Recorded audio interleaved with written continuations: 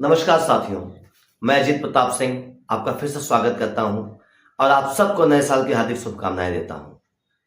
साथियों, आज मैं जिस मुद्दे पर आपके सामने आया हूं, ये मुद्दा कहीं ना कहीं हमको, आपको, हमारे परिवार को, हमारे गांव के नौजवान साथियों को, बहुत हमारे क्षेत्र के साथियों को प्रभावित कर रहा है और हमको आपको भी प्रभावित कर रहा है।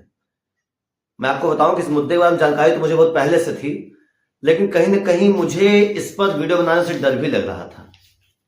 जी सही सुना आपने, मुझे डर भी लग रहा था, क्योंकि जिस तरीके से सरकार तमाम अपने खिलाफ बोलने वाले पत्रकारों को, आरटीआई एक्टिविस्टों की हत्याएं हो रही, लोग गायब हो रहे हैं, दमन हो रहा है, कहीं ना कहीं मन में एक डर तो पैदा कर देता है। लेकिन कल जब हमारी पार्टी के नेता, हमारे माननीय राष्ट्रीय अध्यक्ष महबूब से नेता शेख अखिलेश यादव जी ने इस पर अपनी बात रखी, तो मुझे लगता है कि हमें उनकी आवाज में आवाज मिलाने का वक्त आ गया है और हर डर से लड़ने का वक्त आ गया है। साथियों, आप सब ने जल मिशन का नाम सुना होगा। हर घर जल मिशन केंद्र सरकार की या मोदी सरकार की बहुत ही महत्वाकांक्षी परियोजना थी, जो शुरुआत में 3 लाख करोड़ से स्टार्ट हुई थी, लेकिन बढ़ते बढ़ते आज 8.5 लाख करोड़ के आसपास पहुंच चुकी है। जब योजना शुरू हुई थी तभी मुझे लगता था कि हमारे देश के ऐसे गांव में, जहां घर में ज्यादातर जगहों पे हैंडपंप है, नल है, तो पूरे देश में इसकी आवश्यकता नहीं है। हाँ, कहीं कहीं क्षेत्र हैं ऐसे, जैसे विदर्भ हो गया, बुंदेलखंड हो गया, राजस्थान के कुछ जगह हो गए जहां पानी नहीं पहुंच पाता, तो वहां आवश्यकता थी तो ठीक, लेकिन पूरे देश में एक साथ लागू कर दिया गया और कहा गया कि हर घर को पाइप से पानी दिया जाएगा, टोटी से पानी दिया जाएगा।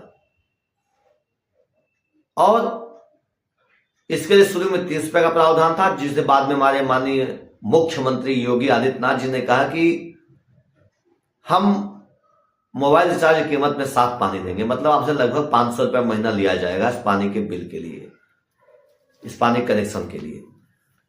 साथियों, कहानी यहां शुरू होती है कि आप जानते हैं कि जब हर घर जल मिशन योजना लॉन्च हुई तो तमाम जिलों में तमाम जो बड़े देश के ठेकेदार है, बड़ी कंपनियां, इन्होंने इस कामों को ले लिया, बड़े स्तर पर काम उन्होंने लिए और उसके बाद उन्होंने 30% लेकर के ये काम जिला स्तर के ठेकेदारों को बांट दिया। मतलब 100 रुपए का काम 70 रुपए का हो गया और जिला स्तर के ठेकेदारों ने खुद काम नहीं किया, उन्होंने भी 30% लेकर के ये काम ब्लॉक स्तर के ठेकेदारों को या गांव के नौजवानों को, लोगों से कहा गया कि आपको काम करना तो हम काम दिलवा देंगे, आप ठेकेदारी कर सकते हैं, तो नौजवानों को दे दिया गया। और गांव में आज बेरोजगारी इस कदर चरम पे, आप देख ही रहे, बेरोजगारी के बारे में नहीं बोलना चाहता, बहुत बड़ा वीडियो बन जाएगा। तो जब नौजवानों की फौज को लगा कि हमें बिना किसी रजिस्ट्रेशन के, बिना किसी हैसियत और कैरेक्टर के सर्टिफिकेट बनवाए हुए और बिना रजिस्ट्रेशन कराए हुए विभागों में हमें काम मिल रहा है और हम ठेकेदार बन रहे हैं, तो तमाम नौजवानों ने इसमें ठेकेदारी करना शुरू किया।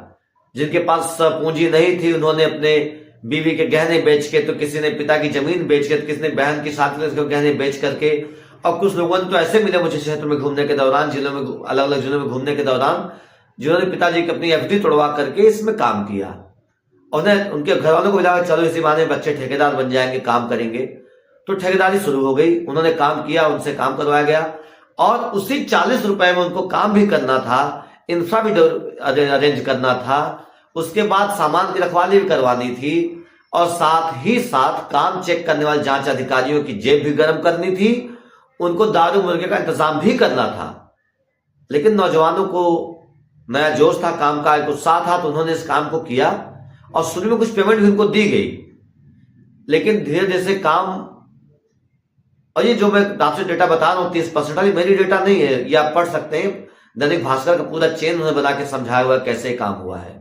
मैं धन्यवाद दूंगा दैनिक भास्कर को भी, उन्होंने इस मुद्दे को इतनी प्रमुखता से उठाया। तो जब फाइनल पेमेंट की बारी आई, जब लोग काम खत्म करने के बाद पेमेंट कराने के लिए गए, तो अधिकारियों ने सीधे काम को देखा और कहा कि नहीं, आपका काम तो स्तरहीन है, आपके काम में कमियां हैं, आपको पेमेंट नहीं मिल सकती। अब नौजवान परेशान, हैरान, आज सब चक्कर काट रहे हैं, अधिकारियों के पैसे दे रहे हैं, किस तरह हमारा पूंजी निकल आए, और एक अफरा तफरी और एक मतलब एक बेचैनी का, अनिश्चितता का माहौल लोगों में, नौजवानों में भरा हुआ है कि हमारे लगे हुए पैसे का क्या होने वाला है। और काम का सचमुच स्तर यह रहा, भाई 100 रुपए काम 40 रुपए में होता है तो ऐसे ही होता है, अधिकारियों ने उस टाइम को ध्यान नहीं दिया। आप तो यह हालत यूपी में कहा था, अगर आप यूपी में हैं तो टंकियों से दूर रहिए, कौन जाने टंकी आपके ऊपर गिर जाए। ऐसी कई घटनाएं हुई जहां टंकी बनी बनाई टंकी गिर गई, क्योंकि सॉइल टेस्ट नहीं हुआ। कहते हैं कि अगर सॉइल टेस्ट में मामला बन जाता तो ताजमहल आज आगरा में नहीं, बुरहानपुर में होता, लेकिन वहां के इंजीनियर्स ने सॉइल टेस्ट किया 400 साल पहले, और उन्होंने कहा नहीं यहाँ बनने लायक नहीं, तो आगरा, ताजमहल आगरा में आके बना। लेकिन आज बिना सॉइल टेस्ट के बड़ी टंकियां बना दी गई, टंकियां ढह जा रही हैं। उसके बाद जब ये योजना शुरू हुई थी तो मुख्य रूप से हमने आपसे कहा बुंदेलखंड विदर्भ के लिए मुझे लगता था कि ये योजना वरदान साबित होगी। और ऑडिट में भी, कौन सा ऑडिट हुआ मुझे नहीं पता, लेकिन ऑडिट में बुंदेलखंड को जिलों, चित्रकूट, महोबा और ऐसे जिलों को नंबर 1, 2 की रैंकिंग भी मिली। और चित्रकूट में जब तमाम स्वयंसेवी संस्थाएं और लोग गए, पत्रकार गए, दैनिक भास्कर के पत्रकार गए, तो उन्होंने देखा कि यहां तो कहीं कहीं 15% भी काम नहीं हुआ है। अब कंप्लीशन सर्टिफिकेट 100% का मिल गया है। कहीं टंकी नहीं बनी है, कहीं मोटर रूम नहीं बना, कहीं मोटर रूम बना, टंकी नहीं बनी। जहां दोनों बने वहां पाइप नहीं बिछा है, और जहां पाइप भी बिछ गया वहां घरों में घरों में टोटी नहीं लगी है। पानी हफ्तों में एक आध दिन किसी जिनको टोटी लगी, पानी हफ्ते में एक आध बार आ जा रहा है। आप देख सकते हैं, तमाम फोटोज आपको बता देंगे। ये बात मैं अपने मुंह से नहीं कह रहा हूं, इस क्षेत्र में घूमकर लोगों की राय ली गई दैनिक भास्कर और लोगों द्वारा। तो जब मैंने इसको पढ़ा तो मैं भी गया, कई जिलों में गया, मैं लोगों से पूछता था, जो सब कहते थे बड़ी समस्या है भैया, पैसे नहीं मिल रहे हैं। कई लोगों ने कहा कुछ मदद करिए इस पैसे मिलने में। और जब हम बात करते हैं उन अधिकारियों तो कहते हैं कि भैया बड़ी कंपनी पैसा नहीं दे रही है।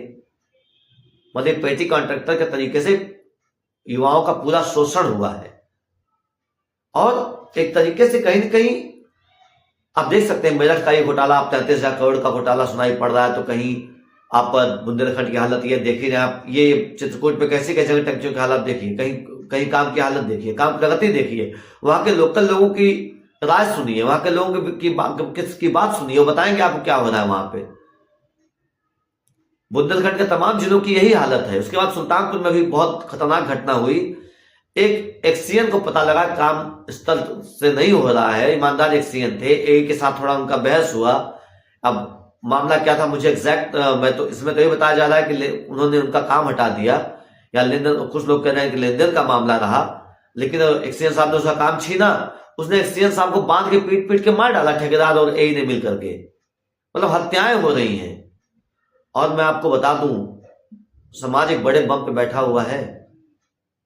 ये एक बड़ा खतरा है जब हर गांव में तमाम ऐसे नौजवान हैं जिन्होंने पैसे लगा दिए हैं, पैसे नहीं मिल रहे हैं, अधिकारी उनको घुमा टहला रहे हैं, रोज उनको बहकाया जा रहा है, धमकाया जा रहा है। और इस मामले में लोकल अथॉरिटीज भी शामिल हैं, पुलिस विभाग के भी लोग उनको धमकी दे रहे हैं। मैं तमाम जगहों पे गया, उन्होंने कहा भैया जब मैं गया मेरी इंजीनियर से बहस हो गई, उसने मुझे कुछ उल्टा पुल्टा बोला, मैंने भी बोला, तो तुरंत मुझे पुलिस थाने से फोन आ गया कि तुम वहां गए तो बाद जाओगे टांगे तोड़ दी जाएंगी। मतलब काम भी किया है, अपना पैसा लगाया, पैसा मांगने जा रहे हैं, टांगे तोड़ने की धमकी मिल रही है। ये योगी सरकार और मोदी सरकार का नौजवानों के प्रति प्रेम है। आपने इनको चुन करके संसद और विधानसभा में भेजा है। खैर, बोए पेट बबूल का तो आम कहां से खाए। लेकिन उसके साथ साथ साथियों मैं आपसे कहना चाहूंगा कि दरअसल इसमें एक दिक्कत और भी है, जो इसमें जांच अधिकारी, जो इंजीनियर हैं, वो भी संविदा वाले लोग हैं।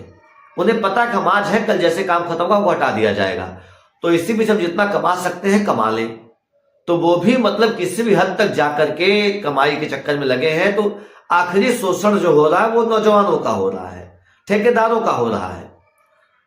और यहां तो ऐसे ऐसे मंत्री बैठे और ठेकेदारों को भरे पर्दे पर मां की गाली देने में संकोच नहीं करते। आपने सुना होगा, उस पर मैं नहीं जाऊंगा। अब समस्या ये है कि मैं अधिकारियों से अपील करना चाहूंगा कि तमाम अधिकारियों जो इस विषय में, इस योजना में लगे हुए, आप ऐसा मत कीजिए। नौजवानों का पैसा दीजिए, जो काम का पैसा, मेहनत का पैसा, पैसा उनको दीजिए, उनकी पूंजी उनको वापस लौटाइए, जो उनका काम का पैसा बनता है उनको दीजिए। अन्यथा आप समझ नहीं रहे, बहुत बड़ी स्थिति खराब होने वाली है। लोगों के अंदर कुंठा, गुस्सा, चिढ़, अनिश्चितता भरी हुई है, और जब फूटेगी तो बहुत बहुत दिक्कत होगी। और मैं तमाम नौजवान साथियों से भी अपील करना चाहूंगा कि आप लोग हिंसा का सहारा मत लीजिए। आप ऐसा कोई काम मत कीजिए कि जिसमें आपके साथ कानूनी दिक्कतें आए, क्योंकि ये यही चाहते हैं। लाखों लाख नौजवानों ने काम किया, हजारों नौजवानों ने काम किया है, और 10-20 लोग अधिकारियों को मार पीट देंगे, कुछ हिंसक वारदात कर देंगे, तो पुलिस आपको पकड़ेगी, मुकदमा होगा, आपके घर बुलडोजर चलेगा, और आप 10-20 लोगों की नजीर लेकर के पूरे प्रदेश में नौजवानों का नुकसान कर दिया जाएगा। इसलिए आप अपना हक मत छोड़िए, कानूनी तरीके से लड़िए इनसे, कोर्ट जाइए, न्यायालय जाइए, विरोध कीजिए, लेकिन हिंसक घटनाएं मत कीजिए। अन्यथा पैसा तो जाएगा ही, समय और तमाम परेशानियां भी आपको होंगी। मैं आपको डरा नहीं रहा, मैं आपको सावधान कर रहा हूं। आप लोग उचित तरीके से, कानूनी तरीके से लड़िए, संविधान आपके साथ है। इसलिए अखिलेश यादव जी संविधान को लेकर लड़ते हैं। संविधान ही आपको आपका हक दिलवा सकता है। ये सत्ता में बैठे लोग आपका हक छीनने के लिए तैयार बैठे हैं।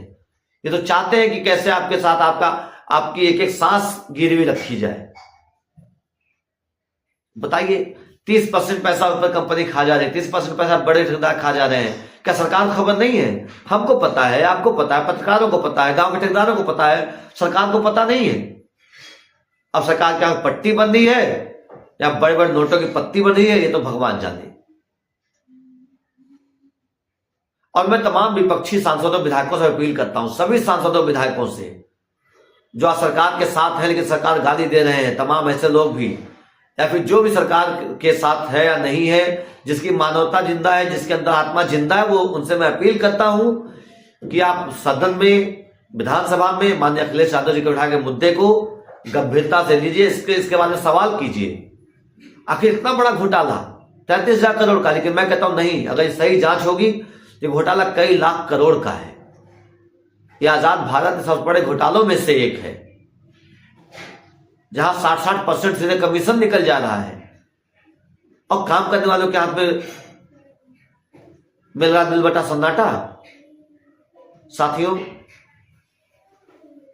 आप सबके आसपास, क्योंकि मेरे खुद के घर के बाहर ठेकेदार ने वो लाइव पाइप खोद करके एक पाइप लटका दिया था, गाड़ियां जाने में दिक्कत होती थी, तो हम सब ने उस पाइप को, लोगों ने खोद के जमीन में गाड़ दिया, जब ठेकेदार आएगा फिर निकाल दिया जाएगा।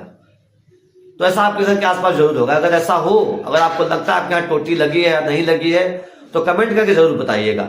और साथ साथ मैं आपसे अपील नहीं करता, आज मैं आपसे अपील कर रहा हूं कि इस वीडियो को ज्यादा से ज्यादा शेयर कीजिए, ताकि आपके जो साथी इस काम में लगे, इन्होंने इस काम को किया हुआ है, वो सावधान रहें, कोई भी अनैतिक, कोई अनुचित काम न करें, अपने हक के लिए लड़ें, लेकिन सही तरीके से, सही मंच पर। जय हिंद, जय भारत, जय समाजवाद। अखिलेश यादव जिंदाबाद, समाजवादी पार्टी जिंदाबाद, लोकतंत्र जिंदाबाद, संविधान जिंदाबाद। नेताजी अमर रहे, बाबा साहेब अमर रहे।